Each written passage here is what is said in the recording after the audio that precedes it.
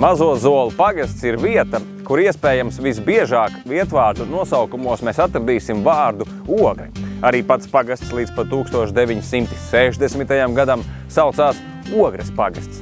Šeit mēs atradīsim Ogres mūžu, Ogres pilskalnu, Ogres Svētās Elzbetes baznīcu, kā arī daudzas citas ogres. Nosaukums meklējums jau ļoti sen atpakaļ. Pirms Livonijas laikiem, tad, kad vēl iebruka Latvijas teritorijā vācu krustneši. Un šeit ir veidojusies Ogres mūža, ja tā datējam tieši ar vārdu Ogres mūža, aptuveni varētu teikt pat 14. gadsimts.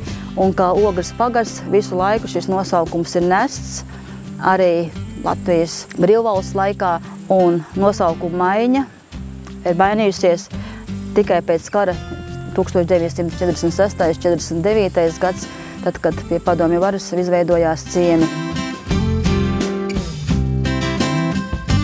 Annas Rubīnas meiteņu privātskolā savulaik ir mācījies leģendārais latviešu rakstnieks Rudolfs Blaumanis, kurš starp citu ir bijis vienīgais puisis starp visām meitenēm.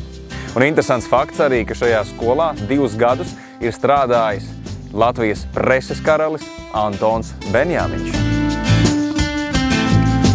Ko stāsta par Rudolfu Blaumanu, un arī Anna Rubīna savās atmiņās ir rakstījusi, ka tepat blakus ir tā Jāņa kalniņā, jeb baznīcas kalnā ir arī šī te Svētās Elzabetes Ogres šī te baznīca, kurā arī dievkalpojumos viņš arī bijis arī, tajā kalniņā, augšā kalniņā, ka viņš arī bijis arī ērģeles spēlējis, un it kā tie pārējie arī kopā bijis ar citiem, kad kā sprediķi lasījis, tā kā tādu kuriozu to tā stāst. Bet tepat laikā, tā jau arī liela māka, nemaz jau tik vienkārši tas nav. Reiz šeit slējusies Ogres mūža ar pusotru stāvu augstu kungu māju, spirta brūzi, kūti, klēti un skaistu parku. Par to mūžu stāsts tāds, ka barons tad no rīta katru rītu ir vests ar kaut kā tādiem ratiem mazgāties kalpu viņu veduši. Un tur speciāli bija tāds peldvieta, viņam bija tur Ogres upē tālāk, un tā gar pa to celiņu. Tur, kur tie koki lielie? Tas ir vecais ceļš arī, Tur ir vecais ceļš, ka tas ceļš ir apstādīts bijis ar puķiem un apstādīts ar kokiem un nograntēts grants. Un viņš vests stumts katru reizi no rīta mazgāties. Kas par rītu dušu ir bijis? Jā.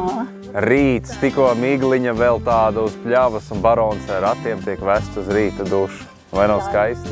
Runā, ka šo vietu vēl salīdzinoši nesen bija iemīļojusi milzīga balto stārķu kolonija. Parka nelielajā teritorijā bijušas ap 30 stārķu ligzdas. Diemžēl pēdējo 40 gadu laikā stārķu skaits šeit pakāpeniski samazinājies. Mazliet paslēpies no cilvēka acīm pašā pagasta maliņā mājo Velna grāvis. Teika vēsta, ka pats nelabais senos laikos nakts aizsagā nesis priekšautā akmeņus, pēkšņi saulei austot iedziedājies gailis. Velns sabijies un akmeņi no priekšauta sabiruši tieši Nāružiņā. Leģenda, leģendai galā, stāsts, stāstam galā. Tāds lūk, interesantiem notikumiem apvīts ir Mazo Zolu pagasts.